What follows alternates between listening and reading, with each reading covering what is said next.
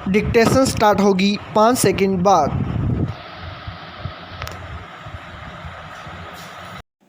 Yes, देश में पहली बार पुरुषों के मुकाबले महिलाओं की आबादी का अनुपात ज़्यादा होना एक ऐसा सुखद संकेत है जिसका इंतज़ार लंबे समय से किया जा रहा था। स्टॉप। महिलाओं का अनुपात लगातार कम होना जाना कई तरह के दुराग्रहों का नतीजा था और इसकी वजह से विभिन्न प्रकार की सामाजिक विकृतियां बढ़ रही थीं। स्टॉप। महिलाओं का अनुपात किसी देश या समाज के विकास का एक महत्वपूर्ण मानक भी होता है। स्टॉप। इसीलिए राष्ट्रीय परिवार स्वास्थ्य सर्वेक्षण के नतीजों को देखकर हम अपने विकास के प्रति संतोष जता सकते हैं। स्टॉप। इसी तरह प्रजनन दर में कमी के लक्ष्य को हासिल करने में भी हमें संतोषजनक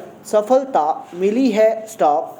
प्रजनन दर करीब 2% हो जाने से माना जा रहा है कि अब देश की आबादी स्थिरता की ओर है। स्टॉप। यानी कुल आबादी में अब ज़्यादा बदलाव नहीं होगा। स्टॉप। बढ़ती आबादी लंबे समय से हमारी चिंता का विषय रही है। स्टॉप। इस सर्वेक्षण के दूसरे चरण में 14 राज्यों को शामिल किया गया था। स्टॉप। इनमें उत्तर प्रदेश, राजस्थान, मध्य प्रदेश, तमिलनाडु जैसे बड़े राज्यों के साथ दिल्ली, पंजाब, उत्तराखंड, हरियाणा, ओडिशा और अरुणाचल प्रदेश जैसे छोटे राज्य भी शामिल हैं। स्टॉप। ऐसा नहीं है कि सब कुछ संतोषजनक ही है। स्टॉप।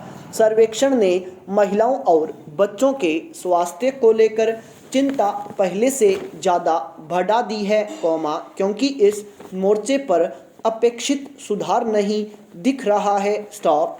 कुपोषण देश के लिए बड़ी समस्या रही है और इस दिशा में कोई खास प्रगति न होना सरकारी योजनाओं की विसंगतियों को उजागर करता है। स्टॉप। बच्चों के स्वास्थ्य का आकलन फिर से हमें बता रहा है कि देश में अमीर और गरीब की खाई पहले से ज़्यादा बढ़ गई है। स्टॉप। पौष्टिक भोजन के अभाव में बच्चों में खून की कमी सहित कई तरह की बीमारियां बढ़ रही हैं, तो दूसरी तरफ ज़रूरत से ज़्यादा भोजन करने वाले बच्चे मोटापे का शिकार होकर दूसरी तरह की बीमारियों से ग्रस्त हो रहे हैं। स्टॉप। दरअसल, दोनों ही श्रेणियों के बच्चों को कुपोषित माना जा सकता है। स्टॉप। NFHS 5 से हमें पता चलता है कि 5 साल से कम उम्र के खून की कमी वाले बच्चों का अनुपात पिछले सर्वे के 58.6 से बढ़कर 67.1% हो गया है। स्टॉप। मतलब यह है कि 5 साल से कम उम्र के प्रत्येक 3 में से 2 बच्चों में खून की कमी है। स्टॉप। इसी तरह खून की कमी वाली महिलाओं का अनुपात भी 53% से बढ़कर 57% हो गया है। स्टॉप। वहीं 15-19 साल के बीच की किशोरवय लड़कियों का भी यह अनुपात 54.1% से बढ़कर 59.1% हो गया है। स्टॉप। पैरा। भारत विश्व का महानतम कार्यशील लोकतंत्र है। स्टॉप। ऐसा न केवल इसके विशाल आकार, बल्कि इसके बहुलतावादी स्वरूप और समय की कसौटी पर खरा उतरने के कारण है। स्टॉप। लोकतांत्रिक परंपराएं और सिद्धांत भारतीय सभ्यता की विरासत के अभिन्न अंग रहे हैं। स्टॉप। हमारे समाज में समता, सहिष्णुता, शांतिपूर्ण सह अस्तित्व और लोकतांत्रिक मूल्यों पर आधारित जीवन शैली जैसे गुण सदियों से विद्यमान रहे हैं। स्टॉप। वास्तव में लोकतंत्र की जड़ें हमारी राजनीतिक चेतना में बहुत गहराई तक समाई हुई हैं। स्टॉप। इसलिए हमारे देश में विभिन्न कालखंडों में चाहे कोई भी शासन व्यवस्था रही हो, कौमा, लेकिन आत्मा लोकतंत्र की ही रही। स्टॉप। विदेशी दासता से हमारी मुक्ति का संघर्ष भी सत्य, कौमा, अहिंसा और व्यापक जन भागीदारी पर आधारित था। स्टॉप। अनगिनत स्वतंत्रता सेनानियों ने आज़ाद और समृद्ध भारत का सपना देखा था, कौमा, सामाजिक व आर्थिक न्याय पर आधारित समतामूलक समाज के निर्माण का सपना देखा था। स्टॉप। इसके लिए उन्होंने कष्ट सहे और बलिदान दिया। स्टॉप। एक लंबे संघर्ष के बाद हमें आज़ादी मिली। स्टॉप। दुनिया के अनेक देशों ने आज़ादी पाई, कौमा, परंतु भारत की आज़ादी दुनिया भर में मिसाल बनी। स्टॉप। स्वतंत्रता प्राप्ति के बाद जब देश की आज़ादी के नायकों और हमारे मनीषियों ने देश के लिए संविधान की रचना की, कौमा, तब हमारे संविधान में स्वतंत्रता, कौमा, समानता, कौमा, बंधुता और न्याय के आधारभूत मूल्यों को सहज ही शामिल कर लिया गया। स्टॉप। स्वतंत्रता प्राप्ति के बाद भारत जैसे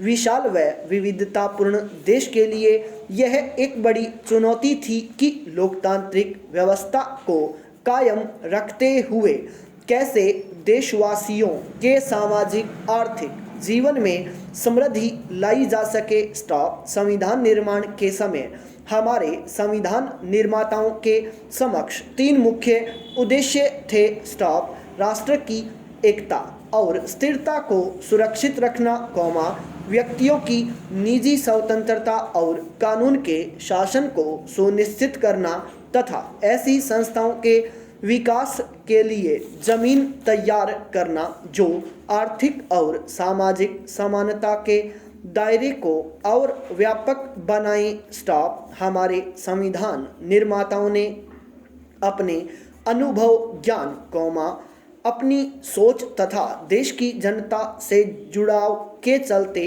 न केवल इन लक्ष्यों को सिद्ध किया बल्कि हमें एक ऐसा संविधान दिया जो अपने समय का सबसे प्रगतिशील एवं विकास उन्मुखी संविधान है। स्टॉप। भारत विशाल एवं विविधतापूर्ण देश है। स्टॉप। तेजी से संक्रमण काल से गुजर रहे भारत के समक्ष नई नई चुनौतियां प्रस्तुत हो रही हैं। स्टॉप। पर हमारा संविधान हमें इन चुनौतियों से निपटने की शक्ति देता है। स्टॉप। साथ ही इनमें देश की जनता की आशाओं और आकांक्षाओं को पूरा करने का भी पर्याप्त सामर्थ्य है। स्टॉप। यही कारण है कि यह संविधान आज भी हमारा सबसे बड़ा मार्गदर्शक है। स्टॉप। यह देश में न सिर्फ कानून का शासन स्थापित करता है बल्कि यह केंद्र और राज्य सहित देश की सभी लोकतांत्रिक संस्थाओं को प्रदत्त शक्तियों का स्रोत भी है। स्टॉप। भारत के संसदीय लोकतंत्र की सफलता भारत के संविधान की सुदृढ़ संरचना और इसके द्वारा निर्धारित संस्थागत ढांचे पर आधारित है। स्टॉप। 26 नवंबर का दिन हमारे लिए इसलिए महत्वपूर्ण है कि वर्ष 1949 में इसी दिन हमारे देश की संविधान सभा ने 90,000 शब्दों से तैयार किए गए संविधान को अपनाया था। स्टॉप। पैरा।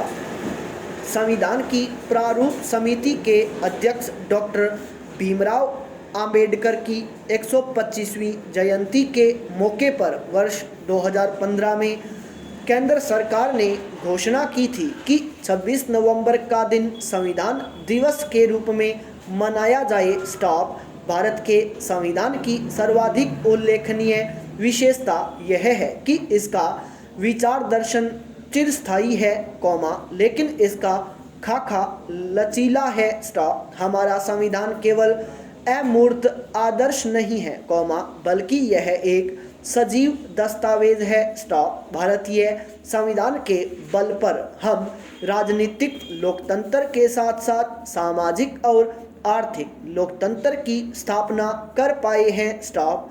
भारतीय संविधान सामाजिक और आर्थिक परिवर्तन लाने में सबसे मजबूत साधन सिद्ध हुआ है। स्टॉप। हमारा संविधान समय के साथ साथ नई आशाओं, आकांक्षाओं और परिस्थितियों पर खरा उतरता रहा है और वस्तुतः यह निरंतर विकसित हो रहा है। संपूर्ण विराम।